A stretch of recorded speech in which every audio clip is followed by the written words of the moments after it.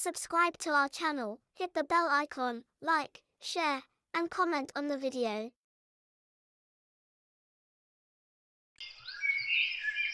पार्वती की सास निर्मला की आदत थी दूसरों के घर में ताका झाकी करने की। निर्मला की इस आदत से पड़ोसन शांति भी कई बार खिसिया जाती थी। क्या बात है शांति, आजकल नाश्ते में बड़ा घी मक्खन खाया जा रहा है। आ गई नजर लगाने। अरे वो बेटी ने गांव से भेजा है, उसने नई गाय ली है, इसलिए बोल रही थी माँ तुम गांव का घी मक्खन खाओ, शहर के घी मक्खन में भला क्या ताकत। ये तो तुम सही कह रही हो, हमारा तो कोई गांव में रहता ही नहीं है। अगर अब की बार चक्कर लगे किसी का तो मेरे लिए भी मंगवा देना, हम भी गांव का घी मक्खन खाकर देख लेंगे। निर्मला ये कहकर वहां से चली जाती है। शांति गुस्से में बोलने लगती है, ये निर्मला ने तो बहुत तंग किया हुआ है, जब देखो कोई चीज घर में आने की देर है ये पहले मांगने आ जाती है, कहां तक इससे छुटकारा पाऊं। माँ जी आपको पता है शांति मौसी आपको पसंद नहीं करती हैं, फिर भी आप बार बार उनके घर क्यों जाती हैं। तू कैसे कह सकती है कि वो मुझे पसंद नहीं करती है, अभी उसके घर चाय का कप पी कर आ रही हूं। तुझे पता है उसकी बेटी ने गांव से मक्खन घी भेजा है, शुद्ध और असली। मैंने बोल दिया है किसी का चक्कर लगे तो हमारे लिए भी मंगवा दे। अब तू तो कुछ लाने से रही, दूसरों से ही कहने पड़ेगा। तू तो परवाह करती नहीं है, खुद भी कमजोर हो रही है और मुझे भी मोटा नहीं होने देती। माँ जी ज्यादा घी मक्खन सेहत के लिए अच्छा नहीं होता, शहर का घी मक्खन ही अच्छा है, ऐसे किसी से मांगना अच्छी बात थोड़ी है। निर्मला की इस आदत के कारण कई बार पार्वती उसे समझा चुकी थी, पर निर्मला थी कि वो मानती ही नहीं थी। एक दिन तो हद ही हो गई। अरे शांति, ये तेरे घर में गाय कैसे आई, पहले तो कभी नहीं देखी।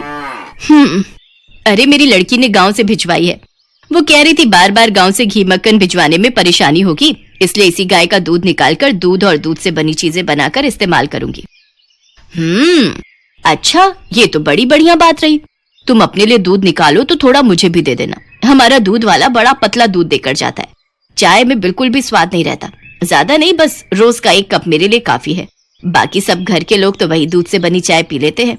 निर्मला कुछ दिनों तक लगातार शांति के घर जाती और गाय का दूध लेकर आ जाती।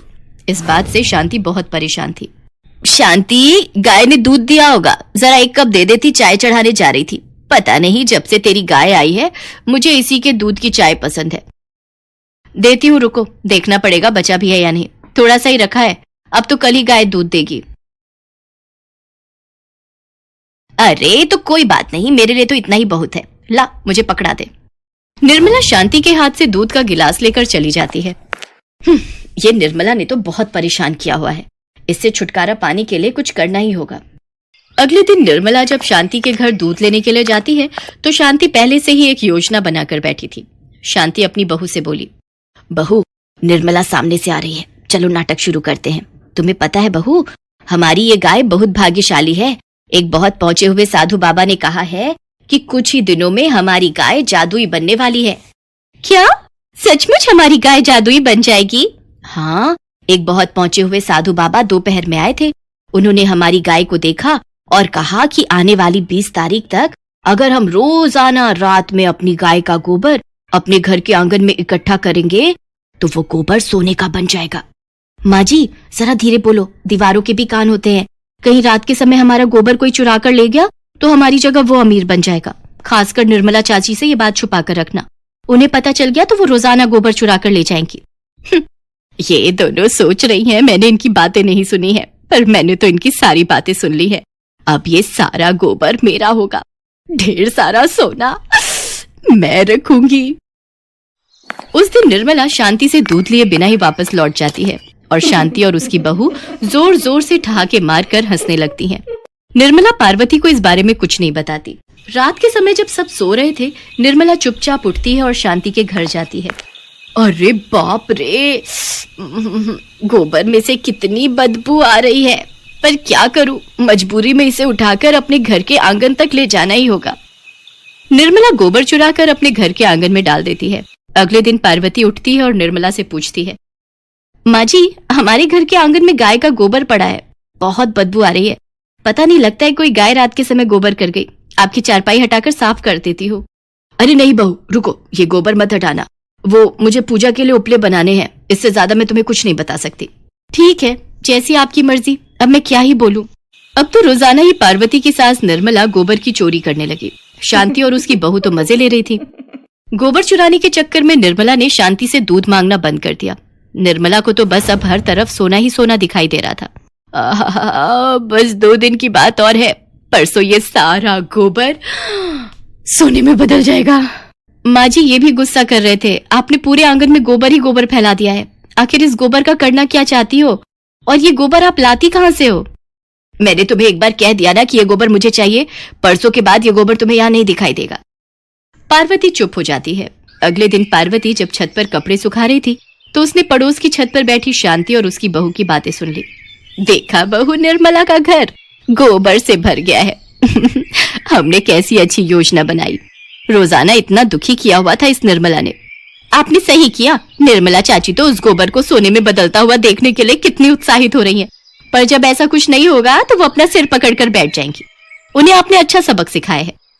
अच्छा तो ये बात है, ये दोनों सास बहू माँ जी का मजाक बना रही हैं। मुझे इन्हें सबक सिखाना हो। पार्वती निर्मला को सारी बात बताती है, जिसे सुनकर निर्मला को बहुत दुख होता है। माँ जी आप चिंता मत करो, देखना कल शांति मौसी आपसे खुद माफी मांगेंगी। मैं जैसा कहती हूँ आप वैसा ही करो। अगले दिन निर्मला शांति के पास जाती है। शांति ये लो मुंह मीठा करो, तुम्हारे कारण आज हम लखपति बन गए। पूरे 50 लाख रुपए का सोना बिका है, घर में सब बहुत खुश है।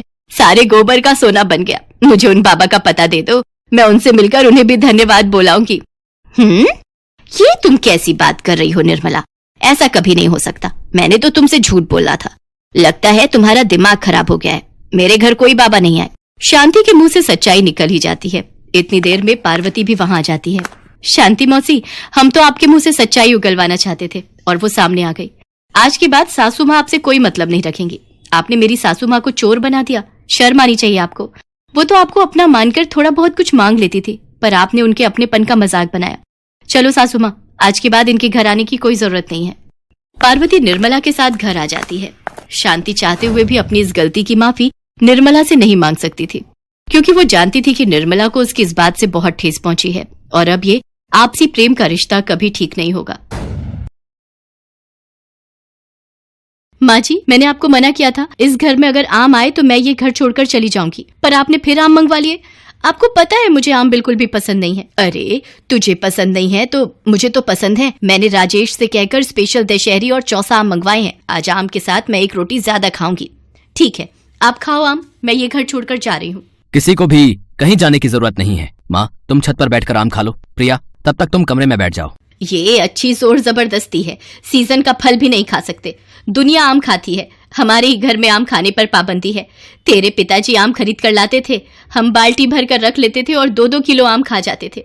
और तेरी बहू के आने के बाद तो जैसे आम मुझे सूंघ सूंघ कर खाना पड़ रहा है।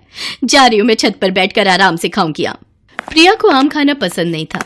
उसके सामने अगर कोई आम खाए तो वो गुस्से में आ जाती थी, और इसके उलट सुलोचना को आम खाना बहुत पसंद था और वो आम खाने का कोई भी मौका नहीं छोड़ती थी। इसी कारण जब भी आम का सीजन आता था तो दोनों सास बहू की लड़ाई शुरू हो जाती थी। एक दिन सुलोचना सब्जी मंडी गई और उसने देखा कि एक आम वाला भैया सस्ते दामों में बड़े ही रसीले आम बेच रहा था। उसका मन ललचा गया। मन तो कर रहा है अभी हाथों हाथ ये आम खरीद कर खा लूं। प्रिया के चक्कर में कितना तरसना पड़ता है आम खाने के लिए। काश ऐसा होता कि प्रिया आम खाने की सबसे बड़ी शौकीन बन जाती। सुलोचना अपने आप से बातें करती आ रही थी, तभी उसे पेड़ के नीचे बैठे एक साधु बाबा मिलते हैं। वो उन्हें माथा टेकती है और खरीदे हुए आमों में से कुछ आम बाबा के सामने रख देती है। बाबा, ये कुछ आम आप रख लीजिए। इतने सारे आम तुमने मुझे दे दिए, अपने घर के लिए नहीं रखे? बाबा, मेरे घर पर मेरे अलावा ये आम और कौन खाएगा? मेरा बेटा मुश्किल से 1 आम खाता है और मेरी बहू तो आम से इतनी नफरत करती है कि मैं घर में आम खा ही नहीं सकती। चोरी छुपकर मुझे आम खाने पड़ते हैं। बस इतनी सी बात? तो आज से तुम्हारी बहू को सबसे ज्यादा आम खाने ही पसंद आएंगे। वो दिन रात आम खाए बिना नहीं रहेगी। ये आम लो और इसका छोटा सा हिस्सा किसी भी तरह अपनी बहू को खिला देना। जैसे ही ये आम बहू खाएगी, उसी पल आम उसका पसंदीदा फल बन जाएगा। साधु बाबा से आशीर्वाद लेकर सुलोचना घर आ जाती है और बहाने से उस आम के टुकड़े को प्रिया को खिला देती है। उसी शाम, माँ जी, फ्रिज में कुछ आम रखे थे, वो दिखाई नहीं दे रहे। आम खाने का बड़ा मन था। हाँ, वो फ्रिज में ऊपर वाले डब्बे में है। चलो हम दोनों मिलकर आम खाते हैं। दोनों सास बहू मिलकर आम खाती हैं, पर प्रिया को तो और आम खाने थे। वो और आम खाने की मांग करती है। सासू माँ, मुझे और आम खाने हैं, मैं राजेश को फोन कर देती हूँ, वो बाजार से ले आएंगे। प्रिया को ऐसा करते देख सुलोचना बहुत खुश थी। आखिर आम उसे भी बहुत पसंद थे और अब उससे भी ज्यादा से ज्यादा आम खाने को मिल रहे थे। राजेश भी जब प्रिया को आम खाने के लिए कहते हुए सुनता है तो वो भी हैरान रह जाता है। राजेश आम खरीद कर घर पहुंचता है। सुलोचना के हिस्से में एक आम आता है, बाकी के सारे आम प्रिया खा जाती है। सुलोचना इस बात को अनदेखा कर देती है। अब तो प्रिया जब देखो तब आम ही खाती रहती थी। सारी रसोई में आम के छिलके बिखरे रहते थे।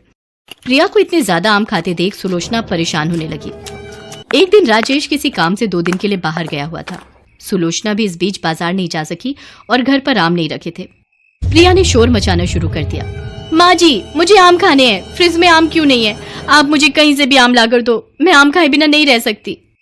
क्या मुसीबत मोल ले ली, रात के 10 बज रहे हैं, अब इस समय आम कहाँ से लाऊं? मुझे किसी भी कीमत पर आम खाने हैं। अब तो एक ही रास्ता बचा है, नुक्कड़ पर जो फल की दुकान है वहां से आम लाने होंगे। सुलोचना प्रिया को लेकर पड़ोस में बनी फल की दुकान पर जाती है, पर दुकान बंद हो चुकी थी और प्रिया आम खाने के लिए शोर मचा रही थी। उसका शोर सुनकर कोई आ न जाए, सुलोचना उससे बोली, प्रिया, अगर ऐसे शोर मचाए तो लोग इकट्ठे हो जाएंगे। अब हमारे पास एक ही रास्ता बचा है, हम दोनों को इस दुकान से आम की चोरी करनी होगी। कोई बात नहीं माँ जी, हम आम की चोरी भी कर लेंगे, पर कम से कम रसीले आम खाने को तो मिल जाएंगे। तुम पतली हो, इस खिड़की के रास्ते तुम दुकान के अंदर चली जाओ और सामने रखी आम की पेटी में से आम उठा लाना। फलों की दुकान में एक खिड़की बनी थी। प्रिया किसी तरह उस खिड़की को खोलकर अंदर जाती है और ढेरों आम चुरा लेती है और थैले में भर लेती है। दोनों सास बहू आम की चोरी करके घर आ जाती हैं। प्रिया को तो आम खाने से मतलब था, वो इस बात पर ध्यान नहीं देती और सारे आम खा जाती है। अगले दिन पड़ोसन सुलोचना को मिलती है। तुम्हें पता है सुलोचना बहन, पड़ोस में जो फल वाला है उसकी दुकान से रात को आम चोरी हो गए। दुकान में फल बिखरे हुए थे, सुना है कोई आम चोर था, चोर ने खाली आम ही चुराए। पड़ोसन की बात सुनकर बराबर में खड़ी प्रिया हंसने लगती है। सुलोचना उसे घूर कर देखती है और पड़ोसन से बात करके घर के अंदर आ जाती है। अगली रात फिर प्रिया सुलोचना से कहती है, माँ जी, दोबारा उसी फल वाले की दुकान पर चलते हैं ना, उसके आम बहुत ही बढ़िया थे। नहीं, अब दोबारा नहीं, और आम फ्रिज में रखे हैं, तुम वो खा लो, राजेश आ जाएगा तो बाजार से मंगवा लेंगे। माँ जी, फ्रिज में जो आम रखे थे वो तो मैंने सुबह ही खा लिए, अगर आप नहीं चलोगी तो मैं अकेले ही आम चोरी करने चली जाऊंगी। प्रिया तो आम चोरी करने की जिद पकड़कर बैठी थी। अब सुलोचना के पास कोई रास्ता नहीं था। दोनों सास बहू फिर से फल की दुकान पर आम की चोरी करने चली गईं। पर जैसे ही प्रिया आम चुराकर खिड़की से बाहर आई, दुकानदार सामने आ गया और चोर चोर चिल्लाने लगा। उसकी आवाज सुनकर पड़ोसी भी आ गए। सबको जब पता चला कि सुलोचना और प्रिया आम चोर हैं तो सब हैरान रह गए। राजेश आया तो उसे सारी बात पता चली। वो साधु बाबा को बुलाने गया और उन्हें लेकर आया। साधु बाबा ने सारी सच्चाई दुकानदार और मोहल्ले वालों के बीच कही, जिसे सुनकर सब चौंक गए। हैं? क्या ऐसा भी हो सकता है? साधु बाबा, मेरी बहू करेले की सब्जी नहीं खाती, कोई ऐसा मंत्र फूंक दीजिए ताकि मेरी बहू करेले की सब्जी खाने लगे। पड़ोसन को ऐसा कहते देख सबकी नजरें मोहल्ले में सब्जी की दुकान चलाने वाले पर थी। कल से मेरी दुकान पर करेला नहीं मिलेगा, बाकी सब्जियां सब मिल जाएंगी। हाँ। और सब्जी वाले की बात सुनकर सब जोर से हंस देते। Thank you for watching. Subscribe to our channel, hit the bell icon, like, share, and comment on the video.